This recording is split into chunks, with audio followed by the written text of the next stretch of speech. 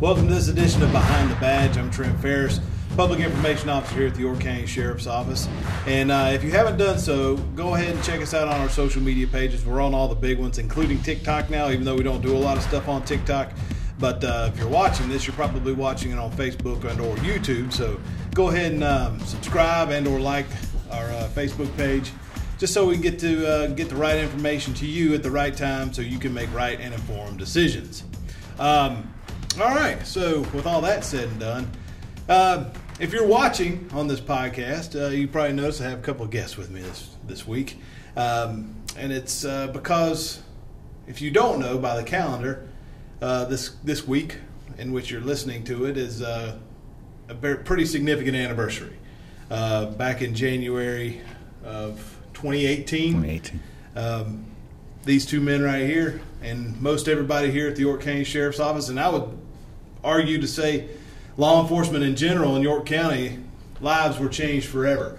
But first, let's introduce these gentlemen. Man right here to my left is one Buddy Brown. It's good to be here today, Trent. And next to him is Randy, by God Clinton, as I like to say. So, but first of all, I mean, if folks who are watching this and they don't know, remind everybody what your role was 5 years ago during this anniversary time. We'll start with Randy, since you were there first, right? I was a sergeant over the K-9 division. I was the first one that got shot that night. Mm-hmm.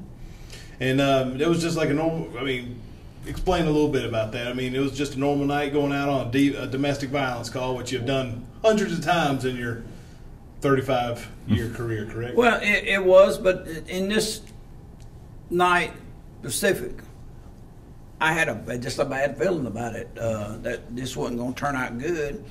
And I called my captain, at the time was Captain Glenn Williams, and talked to him and the Had Sled helicopter and asked for a couple of members of the SWAT team to come out and assist also, because I just had a bad feeling, because they told me about an hour into it, they told us that this guy had a AK-47 and a go bag, and you normally don't have that. That's unusual. And it kind of alerts you to what's going on and everything. So, I had everybody lined up and had Sled's helicopter come in, and they was going to fly. They was flying the area, and my intention was, once they flew the area and located him, send SWAT team in with night vision, and let them take care of him from that situation. And because, he was armed, they had the equipment to go in after him. So, but it didn't happen that way. Nope. After about 2 to 2.5 hours, we decided to put the dog on the track to try to locate a track. And I was running a dog named Gabby, and I went to the car and I told Gabby that night, I said, Gabby, I said, if you don't want to pick up a track, I said, this is the one you don't want to pick up. And darn if she didn't go out there and pick it up so quick. And it's like, man, I told you not to, but you did it anyway. So we went underneath the fence, and a white picket fence, and started down there and got about 30 yards. I seen where she cut into a little pine thicket. I seen where he'd been laying down in the pine needles. He had it kind of matted down. She was indicating by nosing it real hard that he was been there for a period of time. She could smell him. She came back out on a walking trail, and we would go down the walking trail probably 300, 400 yards, and we'd come out into a field. She made a left turn into a field and made a circle and come back out. And Lieutenant Mike Liggins was with me, plus Chris Rencio, and Cole Green was with me. And Liggins says, I'm in your right pocket. And I took 2 steps and I got shot. Just like that. Just like that. Just like that. And then, I mean, we get in, you got rescued, you got taken to the hospital, and thankfully we're still here with you. Yes, sir. And then later on that night, Well, that's when I got woke up when Randy first called for runners. They sent a page out, and I called in, and either Mike or Heath, I don't remember, one said, we've got enough right now, but stay ready because we're probably going to have to come back out on this guy. And I'm like, all right. And I put all my clothes on. So when the pager went off after Randy got shot, I went back out to the scene. We didn't know that you had been. They didn't page us to tell us that. They just paged us and said, respond to the scene. And when we got there, me, Grady Gonzalez, and Chris Kinsey jumped in a car with Chuck Haynes, and he drove us up there, and we linked up with Ligon and Laurencio. We're still up there, and I swear in that first little bit, everything that could go wrong went wrong, because they were going to bring the Bearcat, and we were kind of like Randy said, the helicopter had him. They were following him with the helicopter. We were going to get in the Bearcat, drive right up to where he was, and figure out what we needed to do with him. And the helicopter ran out of fuel before we could before the Bearcat could get here. Everything was in like slow motion. Yeah. It seemed like it took forever. Yeah. They drugged me. That night, I would have swore they drugged me 150 yards. But go back to the scene, I bet you they dragged me 30 yards. Yeah. Right. It was a house. It was so dark. It was a house 30 yards from me, and I've never seen it.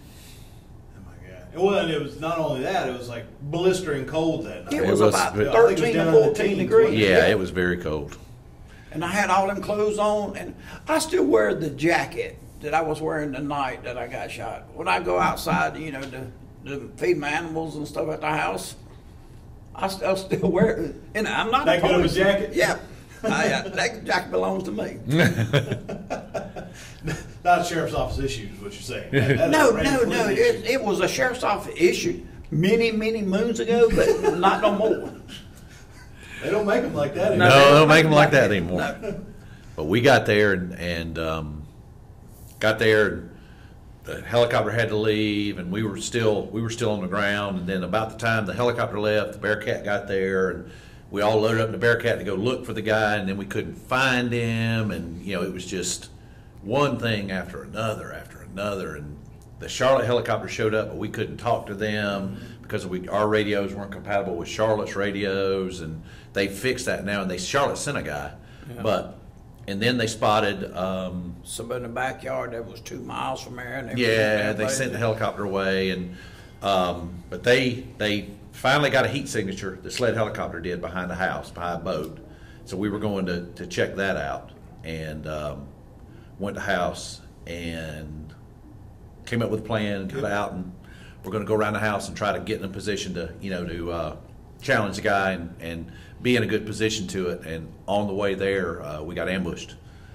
He was up under a deck that we weren't expecting him to be up under, and I got shot there, and Mike got shot, and Kyle got shot in the ensuing gunfight, and it was a bad scene. Yeah. It was. I mean, I never seen the muzzle flash that night when he shot me. But, I mean, he had the advantage on us from the word get-go. Oh yeah. Yeah. And Yes. I think everybody said the sound of his AK was enough that you knew what it was. Oh yeah, when he shot me twice, and then after he shot me, and then he shot the helicopter and everything. And I made sure I got my radio off and got my light off because I didn't want him to know where I was at. He had an idea where I was at, but not specific. To this day, I still think I'm grateful and to the Lord that I'm still here because He had the right opportunity to take us out if He wanted to, because He had the firepower. And it's we talk about that and looking at. I used to get mad at people just saying, "Oh, I'm just happy to be here." Yeah. I always used to think that was a cop out, but I took one in my helmet from that thing, and I am. It gives you a new perspective, and I am happy to be here. So it's. So sadly, we lost Mike. We did. He was the one who was killed in the line of duty, and of course, it's also the anniversary of losing him, and we all miss him, and we all want to remember him. But for you guys, 5 years, it seems like you've made pretty good recovery.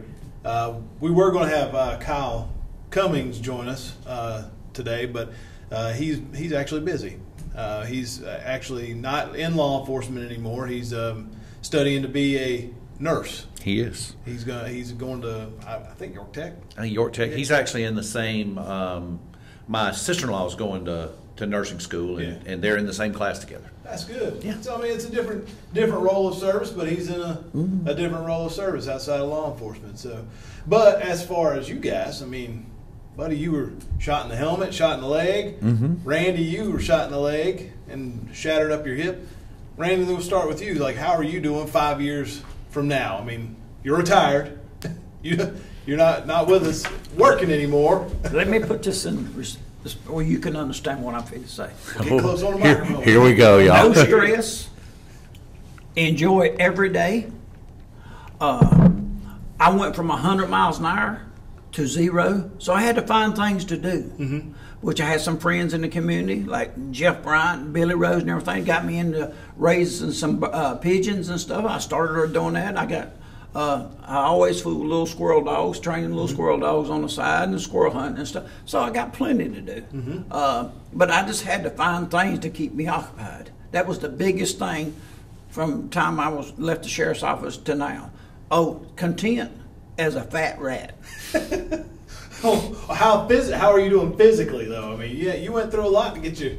I mean, I think they had to do a couple of surgeries on you to get your leg back in order. Right? They did, and everything is fine. Some days I get out and we walking, and we go on these Stravers.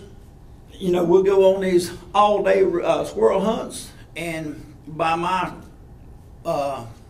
phone, it shows me that we walk 6 miles a day, or we walk 7 miles a day, or I can get around good. I cannot run no more, so that's why I quit and retired, because I wasn't able to do my job, and that's the only job. I ran the dogs for 31 years. I felt like I run the dogs for 2 years. That's how much I enjoy. They paid me to do something I enjoy doing, and I've never considered a job. I consider it a privilege to have that position where I could do that, to help the people of York County. And I mean, I was tickled to death to be in that position. Didn't want nothing else, never applied nothing the whole time I was at the sheriff's office, never applied for another position or anything. They come, supervisors would come to me and say, no, I ain't blind. I am happy where I'm at. When you get something that you enjoy doing, you ain't never worked a day in your life. So you got all your squirrel dogs and your pigeons and everything, and you got a grandbaby too. Got a grandbaby. He's 4 years old, and son, he is boy. He is wide open. And I want to mention something too, because this has always been a bone of contention for me, that everybody thought, like, when you were out, they thought Gabby was going to be out, and Gabby, the canine is with you. She's still with us, a little bit older. And Gabby, she's actually having puppies and stuff and raising the next generation of bloodhounds we got. Gabby had puppies and everything, raised little puppies. But Gabby's been in 2 more shootings. So now, I don't think Chris and him was running Gabby no more, but due to the fact that if she hears a loud bang, she thinks it's another shooting, so she kind of shuts down. But they still use her in the breeding program and everything. Which she has thrown some puppies that I know Lee County's got 2 that's doing real good. York County kept 1 is doing real good, and another county is already, I think they're about 12 or 13 months old, already got captures underneath the belt when they were younger. Yep. I always remember that, and of course we didn't hear it at the time, but how much uproar there was when we got shot, that everybody seemed to be more worried about Gabby than they were about us. Well, and I used to always laugh and cut up, and at Tim Hager. Tim Hager was the drug dog handler at the sheriff's office. And he had a dog named Polo, a golden retriever, was a drug dog. Well, Tim was in a wreck out there on Highway 55, and he flipped it over a little Ford Ranger truck with a camper on it, and Polo was in the back of it. Everybody rushed to the scene. Nobody ever asked him, was he all right? They was worried about the dog. Didn't you have to put something out that Gabby was okay? I did. There was a lot of... in my line of work, I always have to deal with misinformation and disinformation and all that. So I had to. Everybody thought that Gabby had gotten shot, and then there's a couple of news outlets who say Gabby's going to be retired, and she was too young to go live with you and with your squirrel dogs. And everything. She was too young. She's 5 years old. She was the type of dog. You get to a 4-foot fence and say, Gabby, up. she'd jump the 4-foot fence. She might touch the top of it, but she'd jump it. And you didn't have to pick her up and throw her over a fence. She would jump.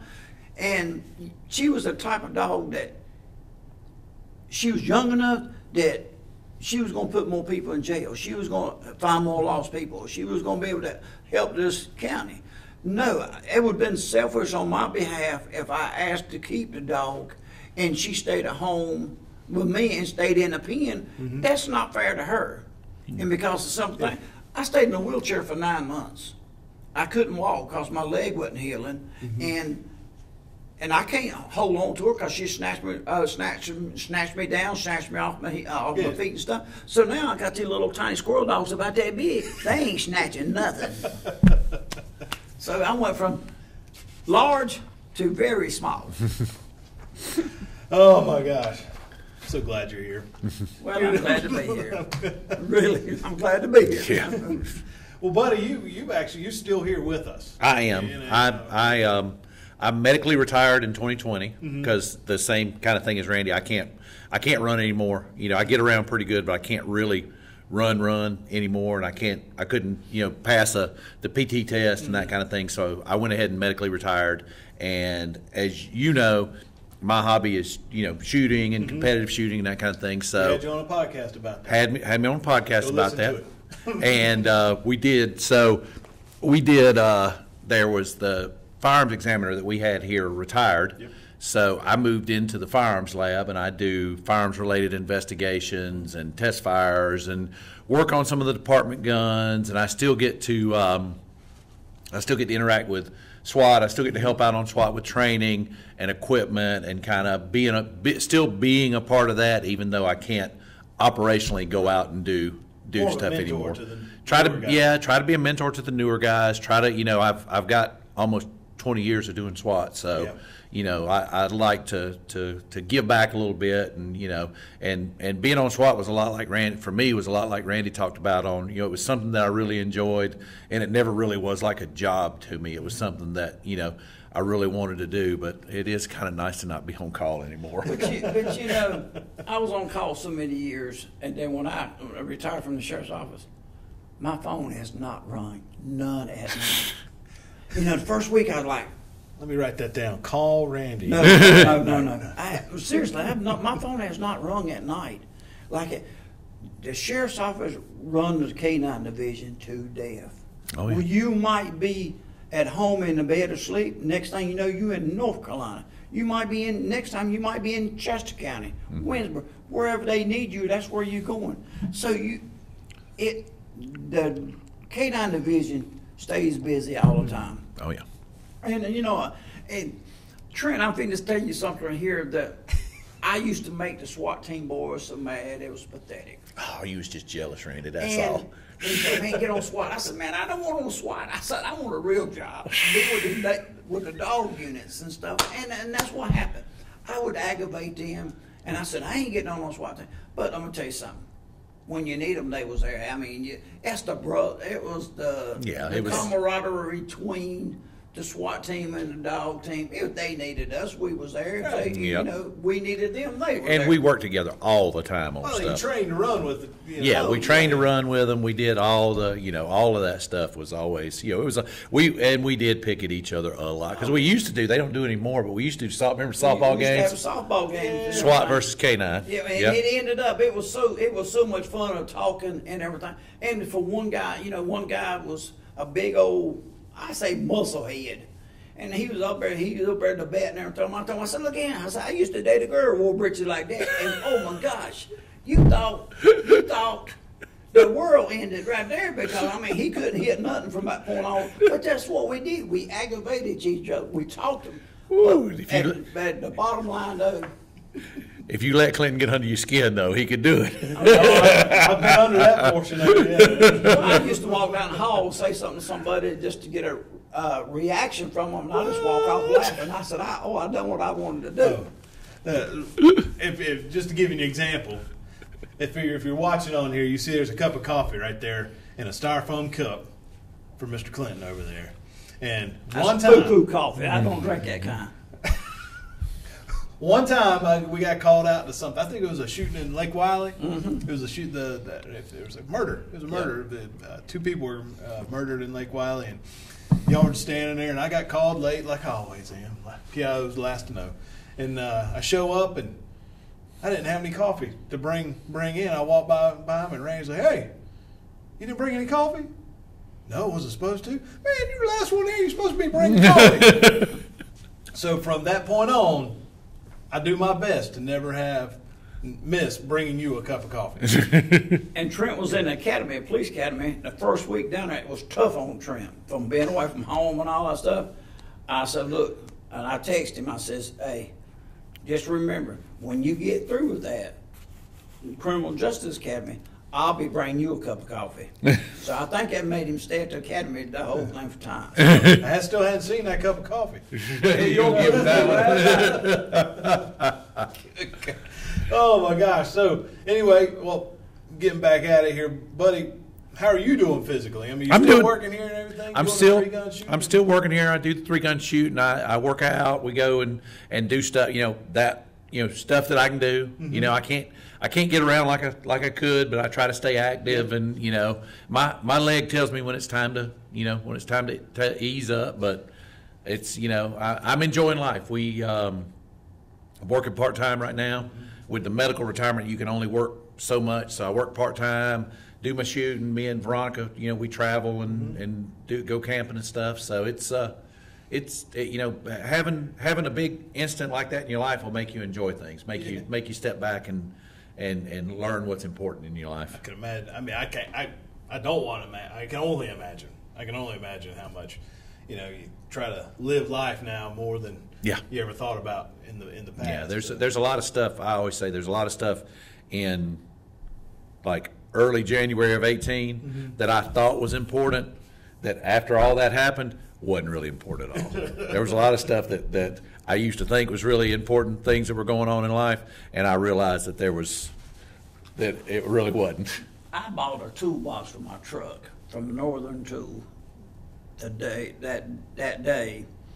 and I finally got my toolbox, and I got it home, and I was putting my toolbox on my truck, and it was cold that night. Ooh, it was cold. And I got my toolbox mounted on my truck and everything. I said, well, I'll take the paperwork and stuff off of it tomorrow when it lights back up and warms up. And I tightened it, the bolts and the screws and stuff on the toolbox and, the brackets and stuff to get it mounted in. So I left all that Northern Tool paperwork and stuff on the toolbox and everything. Well, that night I got shot. So the next time I seen my truck, they was coming to the hospital to take me back. And that's the one time I looked out and Northern Tool was For 2 years, I never put nothing in that toolbox. Don't know why, but I never put nothing in that toolbox. Did you take the stickers and stuff off of it? The wind helped me do that. But, there's just things that caught your attention that, wouldn't bother no one else, but it did me. It caught my attention. Oh, my God. So now you focus on the main important stuff. Oh, yes. Living life Yes. and living what's important. Yes, something to do, look forward to seeing the grandbaby, playing with him. I'm 61 years old. I get down in the floor like I'm 3 years old playing with him, racing motorcycles in the floor. Can you film that for me? I'd like to see that. Man, me and him, because his favorite word, Papa, come here, Papa, I need you. That's his favorite word. I need you, come in. That sums it up right there. Yeah. You're here because somebody needs you. Oh, yeah. Yep.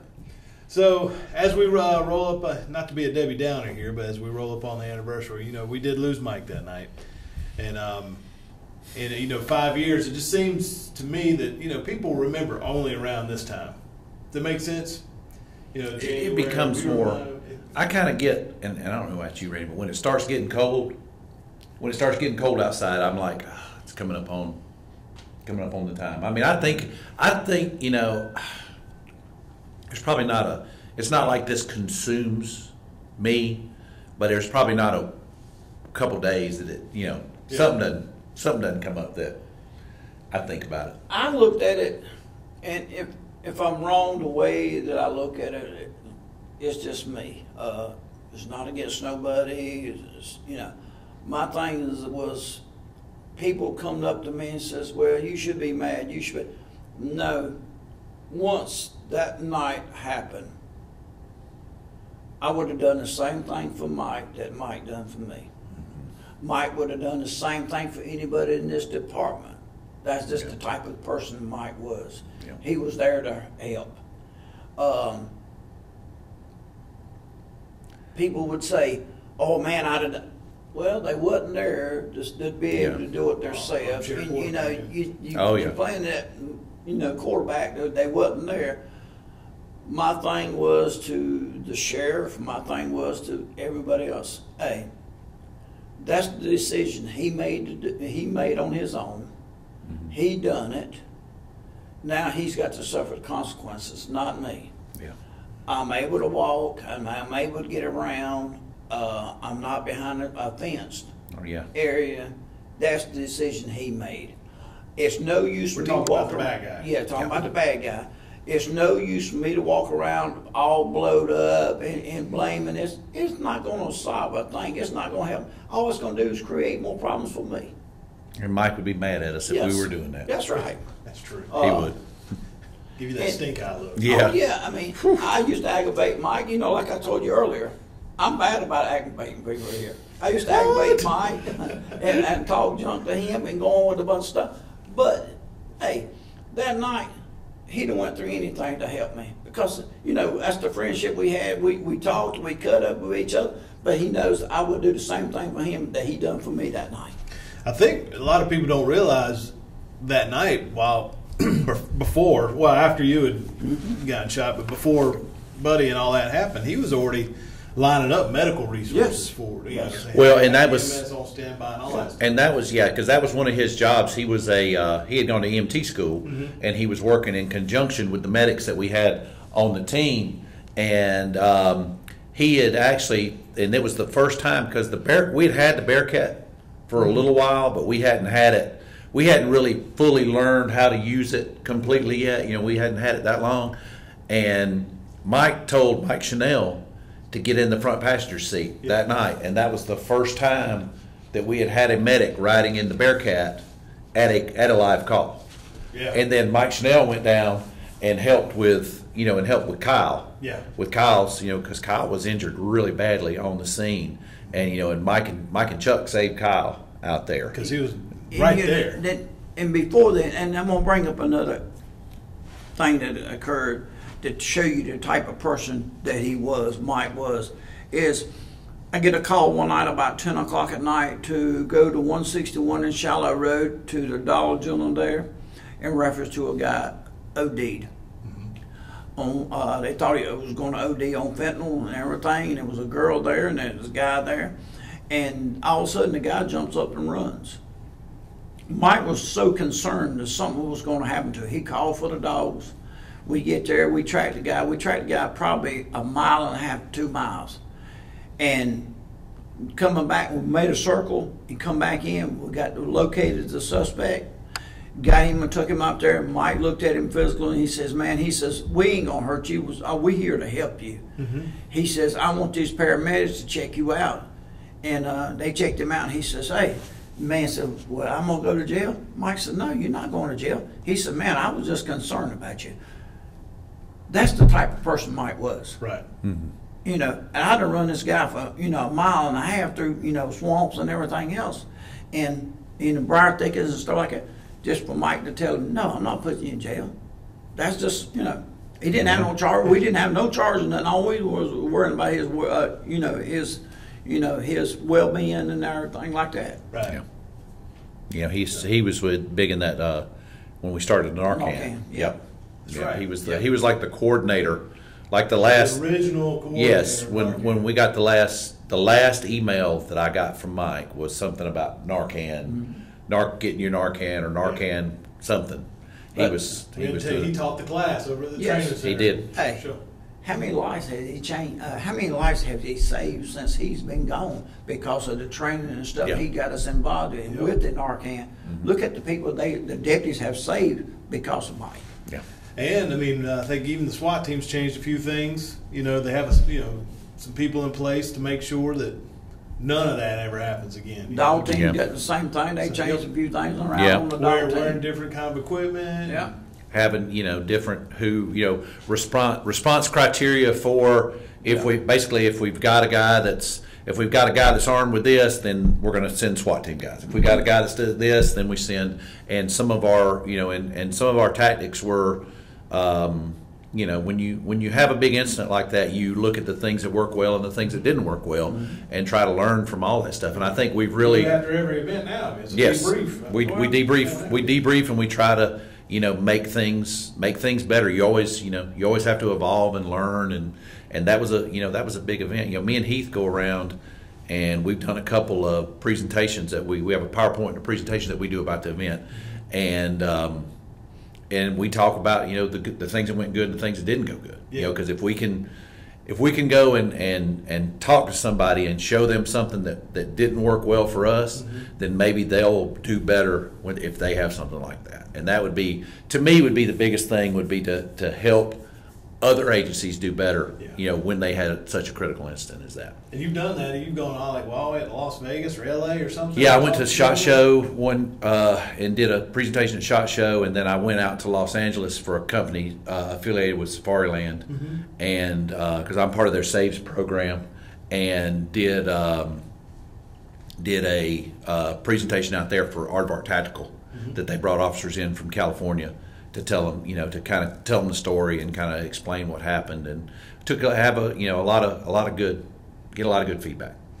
And one more thing, Randy, you actually came to dog school this past year and taught I at dog taught school. the SENT class on Sunday, Yeah. Oh, that's which good. I've been doing it every year since I've left. Yeah, but you're still involved. Oh yes, Yeah. I'm still involved, teaching yeah. other folks. Yes, Trent, my thing is this: reason we started dog school. If we could teach them one thing that will save their life, it was worth the little bit of money they paid to come to that school. That's probably the cheapest school around, It is. but they get it more is. out of it.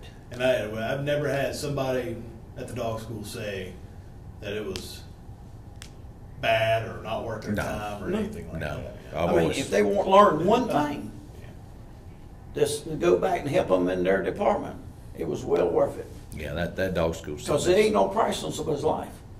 I wanted to ask you this, because it took me up until about, and I was in the hospital longer than you were, and it took me up until probably within the last year.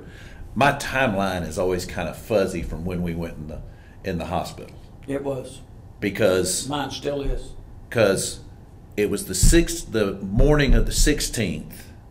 Well, you got shot The call out started on the 15th. on the The 15th. Actually, original call. Yes, I got shot. The 15th, I got called out at 10 something that night, and I got shot at 1:06 Okay. that night. And then we got shot at like 3:30. That morning, yes. Yes, because it messed me up, because they flew me to Charlotte, and when I landed in Charlotte, Chris Kinsey was there, and he had come with you because you were already in Charlotte. I went in an ambulance. You went in the ambulance, They but you took- still got there before we did. Yeah, he took me to PMC Is this okay? in the car, and then when I got to PMC, they took me from PMC to the Charlotte Hospital in the ambulance, running code. I remember one thing in there, I was kind of semi in and out of the situation, what was going on, and I noticed all at one time I was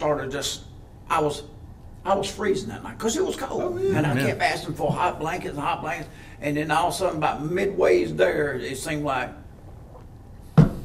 man, you feel like you turn on the burners on me. I mean, I started getting hot, started ripping clothes, the blankets on. I was getting sick, is what it was. I was got nauseated, and I was getting sick, and I knew everything that went on around me that night. I remember seeing people, and I remember the reactions. And I got a friend that's been a friend to me for years, and he's a captain at Rock Hill Police Department. Mm-hmm. I love Brent Allman to death. When I walked, and when Brent Allman come in that night, and he seen me, Brent got upset. When he seen my wife, he got upset. And they don't come nobody no Brent Allman. Yeah. But you see things, and and you act like you don't realize what's going on, but you do. I mean, I didn't miss nothing. Mm-hmm. And what only time it scared me was I never knew I was bleeding. I knew I was shot. But when I reached in my back pocket in the car to give Heath my billfold to give to my wife, and I come back out and I done like that, and I said, oh my gosh, my hand was covered in blood. And my billfold was just dripping blood. I said, ooh, that ain't good. So when I got to the hospital and they took me out of the seat and I turned around and looked and the whole seat was covered in blood, I said, I'm feeling to bleed to death. That's the only time I got scared in the whole. It was funny because they stabilized us on scene and did, they held Heath and them held the bad guy, and they got me and Kyle and Mike and all of us out, and they loaded us. They had a hard time carrying. I'm hard to carry, so they had to. Once we got in the trucks and they got us up there and got us in the ambulance and flew us up. The whole time, I mean, I was hurting and I was messed up, but I wasn't really scared. I was numb. My leg was numb. I couldn't feel nothing. Man, mine hurt like whew. Until they gave me that fentanyl. That was whew. And the good fentanyl. The actual prescribed fentanyl. Prescribed fentanyl, yes. They gave me fentanyl in the ambulance. Now morphine with my buddy. They gave me that fentanyl. I was about ready to drive myself to the hospital. I was like, oh, this ain't so bad. But they got me down there in the emergency room, and Veronica got there and saw me and all that, and they were taking me for some tests, and I wasn't scared. I wasn't like, oh my God, I'm gonna die. And they rolled me by a window. And I was laying on my side, because if I laid on my side, it didn't hurt as bad. And they rolled me by a window, and I saw myself in the reflection, and I was like, I messed up. I tell you something that got me. I never knew that nobody else was shot. Never knew it. At the hospital, when I was at PMC, I never knew it. They never told me nothing when I got in the ambulance. And when I got to Charlotte, and hats off to Charlotte Police Department. Oh yeah, Charlotte was great. Man, they shut down every the interstate. They shut down the hospital. Charlotte was there, and when I was there, and I think it was a major or a captain come in there, and he says, anything you need, if that's a cheeseburger across the street, let us know. We'll take care of it for you. The same guy came in my room. And I mean, super. I mean, you couldn't ask nobody. Yeah. And I'm shot in the hip, and I can't do nothing. So I'm laying up in the bed. And they assigned 2 officers to me to stay with me at the hospital. One outside, one inside. And I hate to say it, but I forgot her name. It was a police officer from Charlotte Mac. Super nice lady. I was complaining because I couldn't reach down and scratch. I couldn't scratch my back and my leg and everything because I was shot. And where they had me wrapped up, she went to a dollar store and got me one of them little scratchers. I still got it to this day. And that's how I was scratching my leg and stuff. Hey, hats off to Charlotte, man. Yes, they done an outstanding job. They were great. The funniest, one of the, and I want to get back to that timeline thing. Get back to it also. We got all day, buddy. But one thing I want to talk about is we did have the CMPD officers were there with us, and this is, and they were there the whole time. And every time that they would change out or one of them would come in, I'd always want to speak to them and tell them thank you and tell them to go, because there was so much food up there. Go get some of this food. Yeah. But I remember and once again it's cloudy, but I don't know if it was the first day or the second day. There were people coming to the room, and I couldn't, I felt like if people were coming to see me, I needed to sit up and I needed to talk to them and I needed to, make an effort, and I just couldn't get any rest because there were so many people that were trying to come. That was the staff. Every time you turn around, they were taking blood from you. Yeah, they were taking blood from you and waking you up. But Veronica finally said, and I remember he was a big old CMPD kid. I call him a kid because he seemed young, and she went up and she come up to about here on him, and she said, if it's not his family or the sheriff, I don't want anybody else in here. He's got to get some rest. And he went out of the room and told nobody else could come in. And later on, one of those. I slept for a couple hours. Were you one of the ones that got turned away? I got turned away. and I finally got to sleep for a couple hours. And when he come back in, he had a stack of business cards that he handed Veronica, and she was like, "Thank you." I just said, "I'll come back." and the thing with me, what I was saying is, I never knew nobody else was shot. So I'm laying in the room, and I see Major Hudgens, and they got me behind the curtain. and I hear a Charlotte police officer tell some man, said that joker was shooting up. He said, man, there's 3 or 4 more coming. And I told my wife, I said, look, I said, you find out. And well, about that time, Major Hudgens cleared the little curtain, and I says, what's going on? And I said, I'm here, there's more officers. And he finally just told me.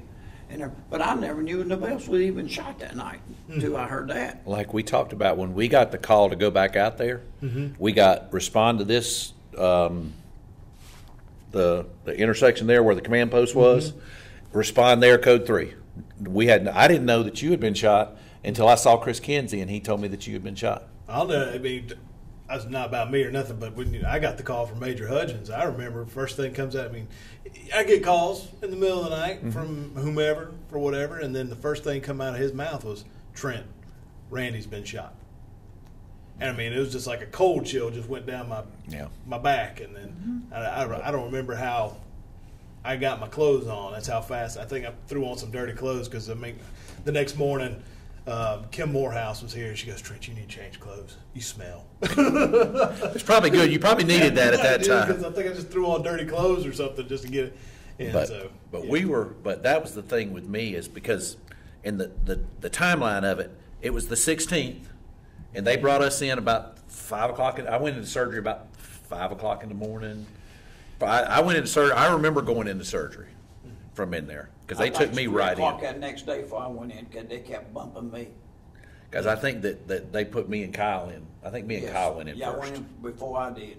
Because I was bleeding internally. That was where Kyle was bleeding out. I was bleeding internally, and they were, because Chuck Haynes later on told me, because when we were on the scene, Chris Rowe put a tourniquet on my leg, and if they put them on right, they hurt. Oh yeah. And Chuck came up, and he had just saved Kyle, and he come up and he looked at me, and he's like, "You're good, man. We're gonna get you out of here." And I found out later on that's code word for, you're bleeding internally. I can't do anything for you. We need to get you to a surgeon. So, I just remember when I was out there and I saw you, and it's like your whole entire front part of your pants was just. Yeah. I mean, you're wearing camouflage, and it was dark red. Yeah. So, but so that morning, I woke up from surgery. It was still the 16th, and then we went like all of that day, and then I think Mike passed on the 17th. Yes. So it was like a day. It seemed like to me for a long time that it was like 2 or 3 days that he was still alive. At least 2 days. Mm-hmm. But it was really only a day, a day and a half. Do you remember when they took us to his room? Yes, I do. Because I pitched a fit. I lost it. I think it was either my first surgery or my second surgery. I can't remember if it was the first or the second. But they made me get up and get in a chair. Because they want you to get up and move around and made me get up and sit in a chair, and the chair had wheels on it. I felt it roll around. I said, okay, well, now that I'm up, you can take me to where Mike is. And they were like, we're not going to do that. And I'm like, well, I'm not getting out of this chair until. And then they left and had a conversation, and then they took us down there to see Mike. And he was still alive then. And I remember because it was, the things that I do remember is it was daylight and it was snowing. Yeah, it did snow. Because I remember they rolled me over to a window, and Mike's older brother, the one that was in the Air Force, and his father came down. Not Chris, his other older brother. Yes, other older brother I'm terrible with names. I got shot in the head. But that was tough. I'm glad we did it, but it was hard. Oh, it was very hard, and I was very emotional on that, and stuff that occurred and everything. And but so is that timeline correct? That it's morning of the 16th. Mm-hmm. Early morning 16th. I was shot at 1:06. And I was shot at about 3:30. Yeah. And then we went into surgery. We went through all the way into the 17th. And then was it the evening of the 17th? That's when, yes. When he? Yes. So, when okay. Yes. So that's why it seems, because I remember initially people would come in and be like, because everybody that would come in to see me would tell me that Randy, and I don't know if they did this with you or not, would tell me that Randy and Kyle were doing great. Randy and Kyle are doing great. Randy and Kyle are fine. Randy and Kyle are going to be, are going to be okay. And it took me like half a day to realize that they weren't talking about. I knew I was missing something, but I couldn't put it together. And I realized they weren't saying anything about Mike. And then I started asking about Mike, and nobody wanted to tell me. And Veronica finally said, "Hey, Glenn Williams is going to come talk to you about Mike. Stop asking people about it. Glenn's got to come talk to you about that." And I kind of figured out then that, he wasn't doing good. Well, I do remember that night. I don't know if you remember or not. When they brought you out of there and they put you behind the Bearcat and they had you up against a tree line, they were getting ready to put you in Walter Beck's truck, and they were working on you and everything. And all I could hear, I vividly remember you saying, "How's Mike? How's Mike?" I don't know if you remember that. I don't remember that. That's all real seared spotty into my brain. See, all I because can usually the PIO ain't that close to all that No, stuff. you were right there. But I rode with the sheriff up in there. So. See, all I knew was that they'd been shot. I didn't know nothing else, how bad they was or nothing. And then they started loading me up with morphine and everything for the pain and stuff. Yep. And kind of it's just gets foggy, I guess. Oh yeah, Yeah. It was. It's those first couple, like being in the ICU and stuff, is super foggy, Yeah. And then I ended up you left. You got to go home before I did because they couldn't get my leg was swollen up so bad they couldn't get the wound closed, and I kept having to go back into surgery. I had 5 surgeries finally to get it closed, and after the initial. And we always try to tell people that you need a 12 blood transfusion. Yes, so give blood. So, donate blood. Yeah, they did. They put 12 units of blood through my leg to get it. I owe my leg to Dr. Wynn from CMC. He was like the top vascular surgeon. He just happened to be there. And when we that's one thing that we always talk about. When we got there was a whole shift of surgeons that were there, and there was a whole shift that were coming in. So there was double coverage when we were there. So the best people that were there to save my leg were there when we got there. Mine too. I mean, Yeah. I got no complaint on how we was treated Oh, no. and everything. No. I had to go back later on and have surgery again because Yeah. my leg wasn't healing and everything. They put you a metal pipe in there. They got me a rod from my hip to my knee His and a robot brace leg. across and everything. It's a reminder when like if I go take a shower or something, I look down. It's a reminder because I got a scar about that long. Yeah. And before they put the other brace in my leg and everything, you could probably take your fist and stick inside of my leg. It was a hole where that much muscle was taken out of my leg and everything. But hey, it's a reminder. But the thing is, But you're walking. You I'm need a walking. cane or nothing like that. Still here. yeah. Still here and.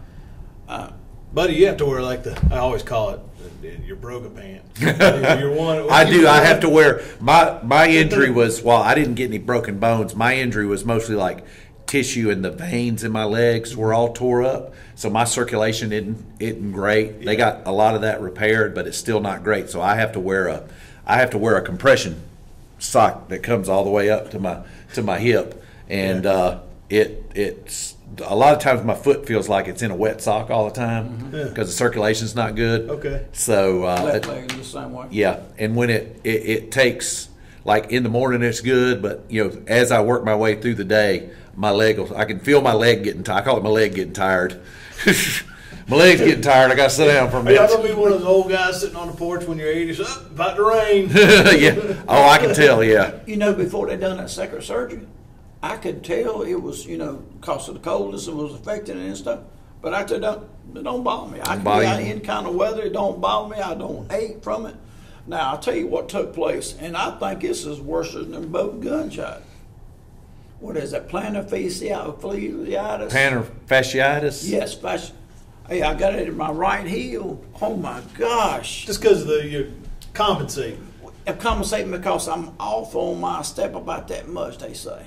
Yeah. It's not enough to notice, but it is, and I'm shifting my weight. I had to be real careful because this leg is smaller than the leg that got shot. They had to take some they had to take some tissue out of it when they were repairing the stuff. They had to take some of the bad, because when you get shot like that, the wound goes through and it creates a wound cavity, and the flesh gets, where they have to take it out. So my left leg is smaller than my right leg. Mine is too.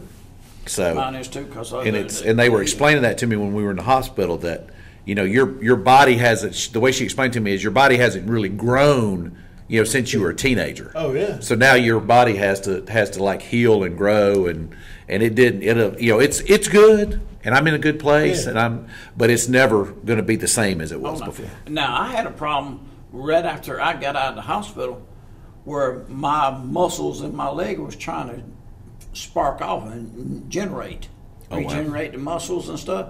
Ooh, you talking about painful? That was very painful. Yeah. But I ended up getting some stuff, medicine that took care of that. I ain't had no more problem with that. I take it's a Lyrica. It's a nerve pain medicine that I take. Gabapentin. It's the same. Yeah. However, the Lyrica worked better for me than the gabapentin. Yeah. So it's something I take every day. If I don't have it, you can start telling it pretty quickly. And before that, all I done was took a cholesterol medicine, and very seldom ever took aspirin in my life. Didn't you tell me those like before? It's like you didn't want any, like they prescribed you like some painkillers. Not taking nothing but a Tylenol. And Tylenol and ibuprofen. Yeah. Because I think your quote was, "I ain't never chased a man through the woods that was high on ibuprofen." That's right. I don't want to start. Well, my saying was this right here. I run a lot of people that got hooked on their drugs and stuff, and I wasn't gonna be the one. When I had both my surgery and everything, I told them, I said, look, they said, we're gonna prescribe it. I said, no, sir. I said, Tylenol only. I said, that's all I want. I said, I don't want nothing else. Yeah. I said, now, I won't get it filled. I said, I just get Tylenol when I get home. Yeah, I wasn't on a whole, once I got out of the hospital, I wasn't on a whole ton of pain medication for the same thing. I just don't want to, it's a concern. Yeah. And then because a lot of people get hooked on that. Yeah.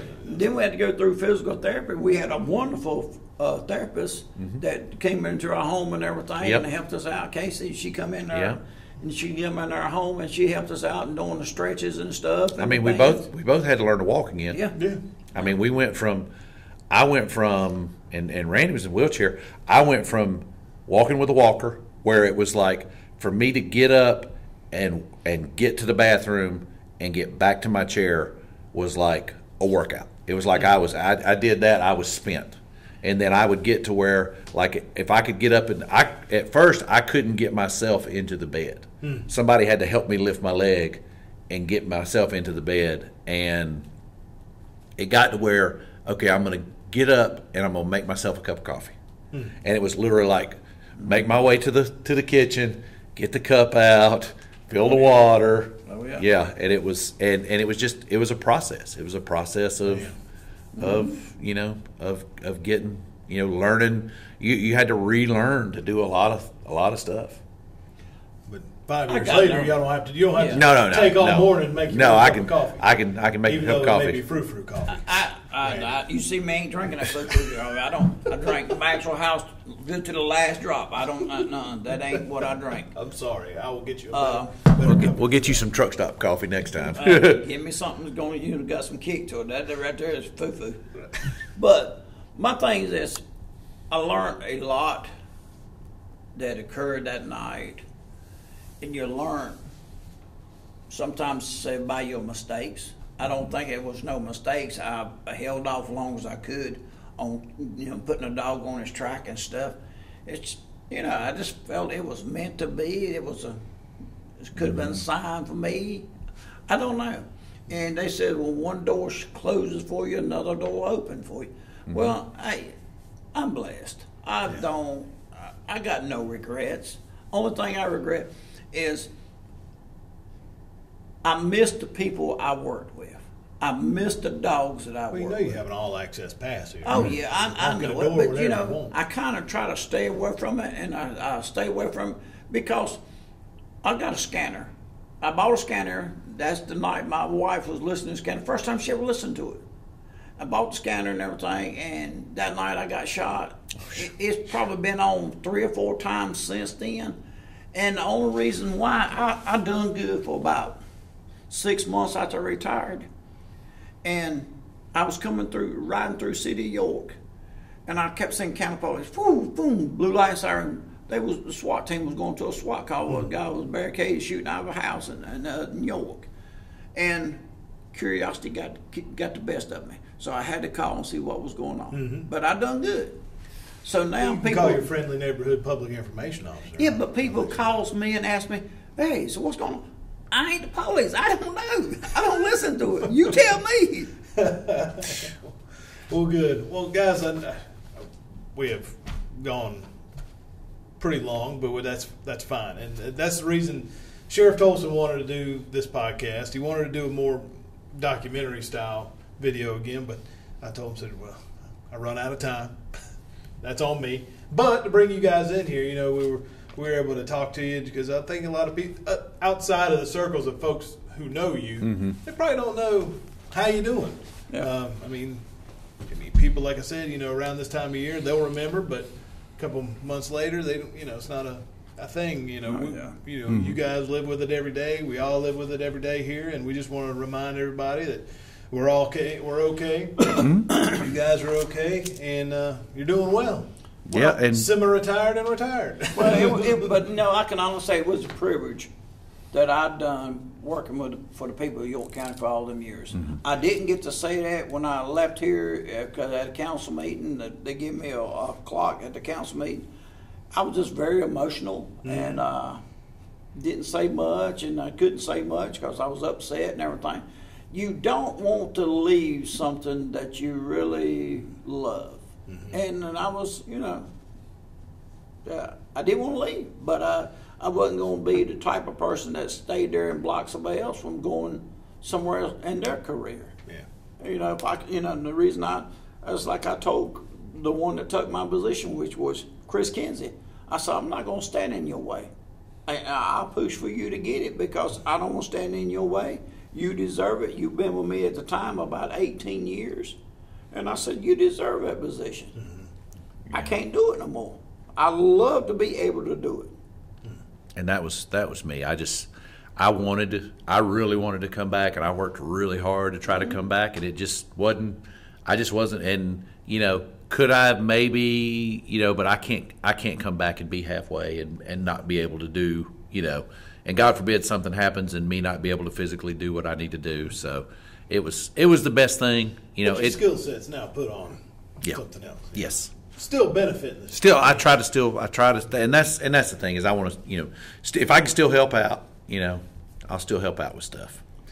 Well, if folks don't know, if you want to go check it out too on our YouTube page and various other places, we did the documentary like the year after. We were fortunate enough to be able to do that because there was a lot of people who had a lot of questions and want to know what went on. So we did do that documentary, and it was I think we talked about it's like 85 different people from all the agencies in the county were there that night. So we want to remember and thank them for all their help that night. And to your credit on that, my dad watched that documentary, and he said that because he was there, he got there the first day. When I was in the hospital, he got there, and he said that he learned stuff from watching the documentary that he hadn't heard from all the other people that was that was there. So that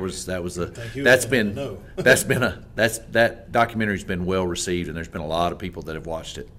Around the country, people that I know around the country have watched it, and it's. I want to make sure everybody continues to remember it because every year, like the sheriff said, I think Sheriff Tolson made that promise to Mike that night. He says, "I will not let anybody ever forget what you did." Well, so that's what we're doing every year. You better believe your bottom dollar. January is going to be spent remembering the sacrifices you guys made and the sacrifice that Mike made. So absolutely. If you want to, go check out that documentary. It's on our YouTube page. We need to make him take us to lunch too this year. Me or the sheriff? The sheriff. See, that's why he ain't here today, because he didn't want to take us to lunch. See there, we're calling him out now. He's trying to get out of taking us to lunch. He's trying to weasel out of it now. See? Sheriff, Randy wants you to take him to lunch. And you can take Buddy too. Buddy could use a lunch too. All right, folks. Randy, good to see you. Yes, sir. Thanks for coming by. Sorry the coffee was terrible. It does smell good, but I'll make sure I get you better coffee next time. buddy, you're always here, and I always see, and we do appreciate you coming by and doing this, because we just wanted everybody to know that you guys are doing good. Doing great. Good. Doing great. Feeling good, doing great, and still here doing the Lord's work. So. Yep. I still miss a lot of people, but I see them in passing. Yeah, just go down the hallway. You got off, like I said, all access pass. Oh, I know. All access pass. I know that. All right, folks, we'll wrap it up. If you don't mind, go check us out on our social media pages. All the big ones: Facebook, Instagram, Twitter, LinkedIn, YouTube. If you're watching it on YouTube, Facebook. If you're watching this on Facebook, and also just go tell your friends and family, face to face. Tell them, hey, come. You might want to go check it out. 5-year anniversary. This Saturday on the 14th, you may see the York County Sheriff's Office SWAT team. You'll see them doing the ruck to remember. We start at the cemetery at Mike's gravesite, and it is roughly 8.09 miles from there back here to the sheriff's office. And the guys wear their SWAT gear and they ruck from the gravesite back to the sheriff's office. They do it every year in remembrance of Mike. I'll be driving the SWAT truck. I'll be driving the Bearcat in front of them. I'll be with you because I always film it, take pictures. One thing, Buddy's going to get her tattoos on the side of her neck. I drive the truck. I'm going to get a truck driver ball cap. I think the sheriff frowns upon neck tattoos. I just drive the truck. But so if you see us on the 14th that morning, that's what we're doing. So we appreciate your support then too. So, exactly. And if you're riding down the road and you're like, "What are they doing?" You can come listen to the podcast. You can find us on all the podcasting services that you can see, or you can go home and watch the podcast. So we're videoing them. Yeah, it's a new thing. It's a new thing. Folks, video podcast. It's a video podcast. A vidcast. I don't know. Same thing. But we appreciate you watching, and we appreciate you remembering, and never forget 809 and Mike Doty and the sacrifice he made 5 years ago this week. So thanks for watching and listening to YCSO Behind the Badge.